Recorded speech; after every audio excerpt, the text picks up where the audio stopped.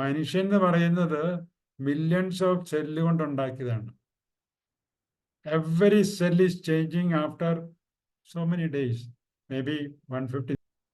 ഇതാണ് ശരീരത്തിൻ്റെ ഘടന. അപ്പോൾ ഒരു 150 ദിവസം മുമ്പുള്ള എൻ്റെ ശരീരം അല്ല ഇത്. പിന്നെ ശരീരവും മനസ്സും കൂടെ കൂടുമ്പോഴാണ് ഞാനാകുന്നത്. മനസ്സില്ലാതെ എനിക്ക് ഒന്നും ചെയ്യാൻ സാധിക്കില്ല. ഈ മനസ്സെന്ന് പറഞ്ഞാലും ഇതുപോലെ every fraction A second it is changing. അപ്പോൾ ഞാൻ ഇന്നലത്തെ ഞാനല്ലല്ലോ ഇന്ന്. ഇന്നലെ എന്താണോ അതല്ലല്ലോ ഇന്ന്. ഈ എന്തെന്ന് ചോദിച്ച് ഇതിന്റെ ഉത്തരവ് ഞാൻ മാറിക്കൊണ്ടിരിക്കുകയാണ്. ഇപ്പൊ നമ്മൾ പൊതുവെ ധരിച്ചിരിക്കുന്നത് ഈ ഞാനെന്ന് പറയുന്നത് ഇത് ഈഗോയാണെന്ന്. എന്ന് പറഞ്ഞാൽ എന്തൊക്കെയാണ്? ഐ എം എ കൗൺസിലർ, ഞാനൊരു ആണാണ്, എൻ്റെ സ്റ്റാറ്റസ് ഇന്നതാണ്, എൻ്റെ സാമ്പത്തികം ഇന്നതാണ്, ഞാൻ കേരളക്കാരനാണ്, ഇന്ത്യക്കാരനാണ്. ഇങ്ങനെ ഇതെല്ലാം കൂടെ കൂട്ടിപ്പിടിച്ച് ഇവിടെ കയറ്റി വെച്ചിരിക്കുക. ഇത് നീയാണെങ്കിൽ നീ ഇവിടെ നിന്ന് കാലം നീങ്ങുമ്പോഴും കൊണ്ടുപോകണ്ടേ? പക്ഷെ നീ അതെല്ലാം ഇവിടെ ഇട്ടിട്ടേ പോകാൻ പറ്റൂ. എന്ന് പറഞ്ഞാൽ വൈകുന്നേരം എല്ലാ ദിവസവും 10 മണിക്ക് നീ ഇത് താഴെ ഇറക്കി വെച്ചിട്ടാണ് നീ ഉറങ്ങുന്നത്. പിന്നെ നേരം വെളുക്കുമ്പോൾ മാത്രമേ ഇത് എടുത്തു വെക്കാൻ പറ്റൂ.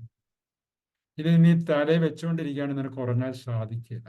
ഇതാണ് പല ആൾക്കാരും വന്ന് പറയും, സാറേ എനിക്ക് ഉറങ്ങാൻ പറ്റുന്നില്ല, എന്തെങ്കിലും ഒന്ന് ചെയ്യുന്നു. സത്യം ഇത്രയേ ഉള്ളൂ. നിന്റെ തലയിലിരിക്കുന്ന ഈഗോ. ഈഗോയ്ക്ക് നമ്മളൊരു നെഗറ്റീവ് മീനിങ് കൊടുത്തിട്ടുണ്ട് മലയാളത്തിൽ. ഓ അവൻ ഭയങ്കര ഈഗോ ഉള്ളതാണ് എന്ന് പറഞ്ഞാൽ വലിയ അഹംഭാവമുള്ളതാണ്. അതൊന്നുമല്ല. ഈഗോ എന്ന് പറഞ്ഞാൽ നമ്മൾ കൊണ്ടു നടക്കുന്ന ഈ സാധനങ്ങളല്ല. ഞാൻ സ്നേഹമുള്ള ആളാണ് എന്ന് വിചാരിച്ചുകൊണ്ടാണ് നടക്കുന്നെങ്കിൽ ആ സോക്കോൾഡ് സ്നേഹം നിന്റെ ഈഗോ. ഞാൻ എല്ലാവരെയും സഹായിക്കുന്നവനാണ്, അത് നിന്റെ ഈഗോയാണ്. ഇതെല്ലാം തലച്ചോറിൽ കയറ്റി വെച്ചിരിക്കും. തലച്ചോറ്, മസ്തിഷ്കം. ഞാൻ ആരാന്ന് ചോദിച്ചാൽ, അല്ലെങ്കിൽ വാട്ട് ഐ ആം എന്ന് ചോദിച്ചു കഴിഞ്ഞാൽ അതൊരു സംഗതിയാണ്.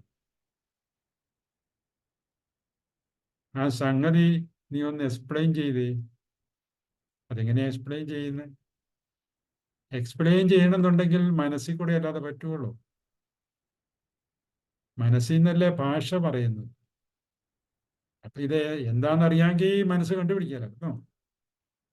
അപ്പൊ ചുരുക്കി പറഞ്ഞാൽ അത് എവിടെയാ കിടക്കുന്നത് വേണ്ടി പറയാം. It is beyond mind. ഇപ്പൊ ഞാനെന്ന് പറയുന്ന എന്തോ ഒരു സംഗതി എന്താണോ അത് മനസ്സിന്റെ അപ്പുറത്തെ തലത്തിൽ കിടക്കുന്ന ഒരു സാധനം, ഒരു സംഗതിയാണ്. സാധനം എന്ന് പറഞ്ഞാൽ ഇറ്റ് ഈസ് എ തിങ്, അതുമല്ല. അപ്പൊ നമ്മുടെ ക്ലാസിന്റെ ഒക്കെ ലക്ഷ്യം how to remain in happiness.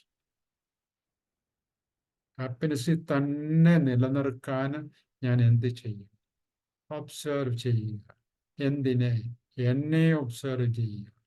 നമ്മൾ നെഗറ്റീവ് ആണോ എന്ന്. നെഗറ്റീവ് എന്ന് ചോദിച്ചു കഴിഞ്ഞാൽ എൻ്റെ ഹാപ്പിനെസ് നഷ്ടപ്പെടുത്തിക്കൊണ്ടിരിക്കുകയാണോ എന്ന് നമ്മൾ ചെക്ക് ചെയ്യും. എൻ്റെ ഹാപ്പിനെസ് ഞാൻ കളയുകയാണെങ്കിൽ എനിക്ക് മാത്രമേ ഉത്തരവാദിത്തമുള്ളൂ, വേറെ ആർക്കും ഉത്തരവാദിത്തം. I am responsible for my happiness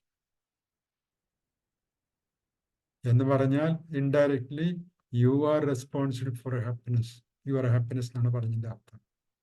പല ആൾക്കാരും നമ്മുടെ സ്നേഹിതന്മാരോ റിലേറ്റീവ്സോ പറയണം, ഇയാള് കാരണം എൻ്റെ സമാധാനം കളഞ്ഞു,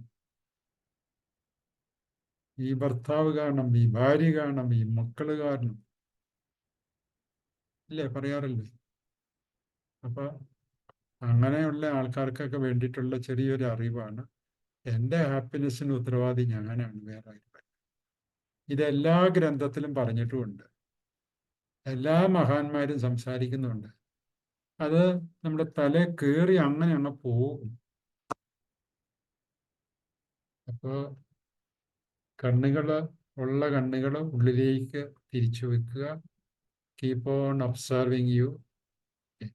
ഇനി കൃത്യമായിട്ട് നിങ്ങൾ അറിഞ്ഞേ അടങ്ങുള്ളൂ എന്നുണ്ടെങ്കിൽ ഇപ്പൊ കാണിച്ചു തരാം. കാരണം ഞാൻ പറയുന്ന മുഴുവൻ തെളിയിച്ചിട്ടേ പോകാറുള്ളൂ. നിങ്ങൾക്ക് അതിനുള്ള ക്ഷമയുണ്ടെങ്കിൽ ഒരു 5-8 മിനിറ്റ് പറ്റുന്നവരൊക്കെ വീഡിയോ ഓപ്പൺ ചെയ്യണം. കാരണം വീഡിയോ ഓപ്പൺ ചെയ്യുന്നവർക്ക് മാത്രമേ അത് മനസ്സിലാവൂ. ഓക്കെ, റെഡി ആയല്ലോ അല്ലേ?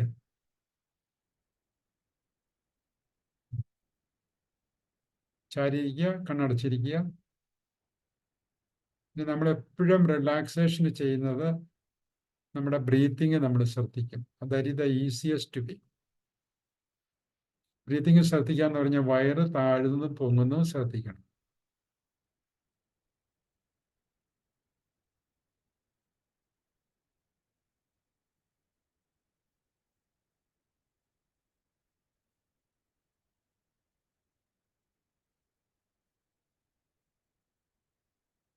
നമ്മളിത് ശ്രദ്ധിക്കുമ്പം ചിന്തകൾ വരും. കാരണം മനസ്സിന് വേറെ പണിയൊന്നുമില്ല. അതിങ്ങനെ ചിന്തകൾ വരും. അത് വന്നോട്ടെ, അതിനെപ്പറ്റി നമ്മൾ കൺസേൺഡ് ആകേണ്ട ആവശ്യമില്ല. We are concerned only with the breathing. കാരണം എൻ്റെ ജീവനെ നിലനിർത്തുന്ന ബ്രീത്തിങ് ആണ്. അപ്പോൾ ആ ബ്രീത്തിങ്ങിനോട് ഒരു താല്പര്യം തോന്നിയുകൊണ്ട് I am observing the breathing or attending the breathing. I am attending my breathing.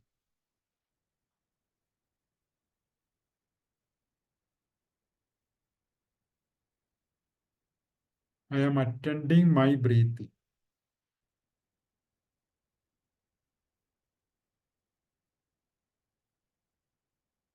ഞാൻ എൻ്റെ ബ്രീത്തിങ് അറിയുന്നു. എങ്ങനെ? എൻ്റെ വയറ് താഴുന്നു പൊങ്ങുന്നു, അത് ഞാൻ അറിയുന്നു.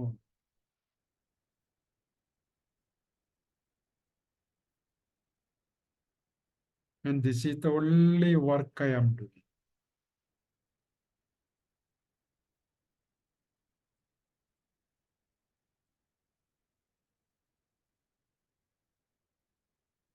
എൻ്റെ ശരീരമാണ് ബ്രീത്ത് ചെയ്യുന്നത്. ഞാൻ അറിയുന്നു എൻ്റെ ശരീരം ബ്രീത്ത് ചെയ്യുന്നത്. ഞാൻ അറിയുന്നു എൻ്റെ മനസ്സുകൂടെ ചിന്തകൾ വന്നു പോകുന്നു. I am breathing. ഞാൻ ബ്രീത്ത് ചെയ്തുകൊണ്ടേയിരിക്കും. ഞാൻ അറിയുന്നു ഞാൻ ബ്രീത്ത് ചെയ്യുന്നു. രണ്ട് ഞാനുണ്ട്. ആദ്യത്തെ ഞാനാണ് ഞാൻ. മറ്റേത് എൻ്റെ ശരീരം ബ്രീത്ത് ചെയ്യും. ഞാൻ അറിയുന്നു എൻ്റെ ശരീരം ബ്രീത്ത് ചെയ്യുന്നു, അല്ലെങ്കിൽ ഞാൻ അറിയുന്നു ഞാൻ ബ്രീത്ത് ചെയ്യുന്നു. മുമ്പേ നമ്മൾ സംസാരിച്ചത് എന്തോ ഒന്നാണല്ലോ ഞാൻ. ആ ആളിനെ ദൂരെ കണ്ട് ഞാൻ ചിലപ്പോൾ സാഡാണ്, ചിലപ്പോൾ മാഡാണ്, ചിലപ്പോൾ ജലസ എന്നൊക്കെ പറഞ്ഞല്ലോ. അപ്പൊ അതൊക്കെ എനിക്ക് അറിയത്തുള്ളൂ, വേറൊന്നും അറിയത്തില്ല. അപ്പൊ ഇപ്പൊ ആയിരിക്കുന്ന ആ ആളിനെ ദൂരെ കണ്ട് ആരാണ് കാണുന്നത്? ഞാൻ കാണുന്നു അവനെ അല്ലെങ്കിൽ അവളെ.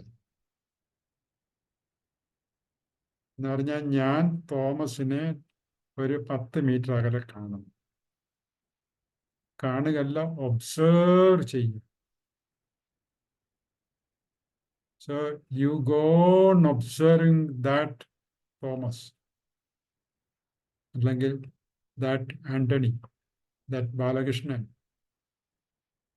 ദാറ്റ് വിൻസി. ആരാണോ അവനെ അല്ലെ അവളെ കണ്ടുകൊണ്ടിരിക്കുക. കറക്റ്റ് ഇംഗ്ലീഷ് വാക്കാണ് പറയേണ്ട, ഒബ്സർവ് ചെയ്യും. I am observing that so and so.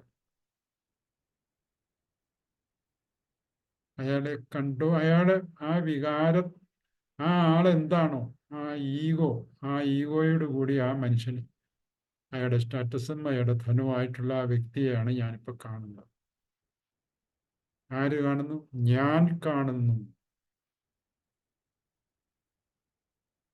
ഞാൻ എന്ന് പറഞ്ഞാൽ ഞാൻ ഒരു സംഗതി, ആ ഈഗോയെ കാണുന്നു. അത് കണ്ടുകൊണ്ടിരിക്കണം. Keep on observing that.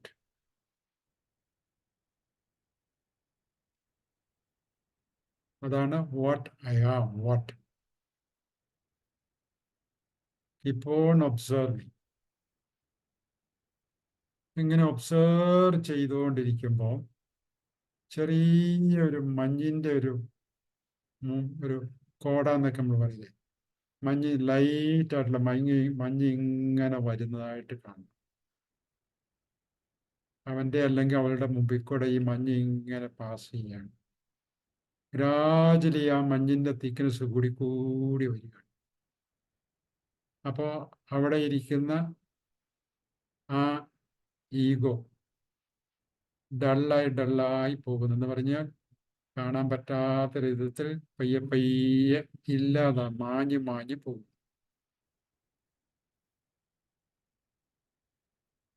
ആ മഞ്ഞിന്റെ തിക്നെസ് കൂടി കൂടി വരുന്നു.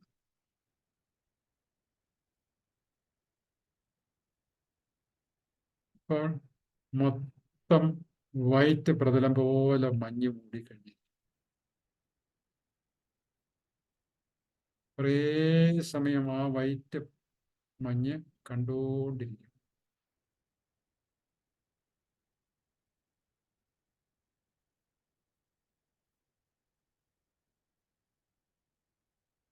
മൊത്തം ഇല്ലാതായി കഴിയുമ്പം സാവകാശം കണ്ടതാണ്.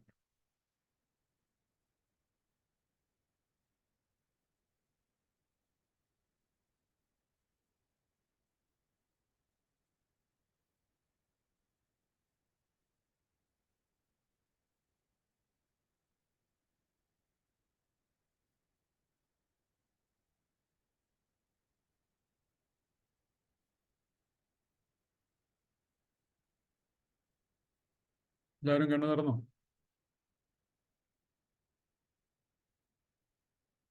ഈ ഒരു 3-4 മിനിറ്റ് ഉണ്ടല്ലോ,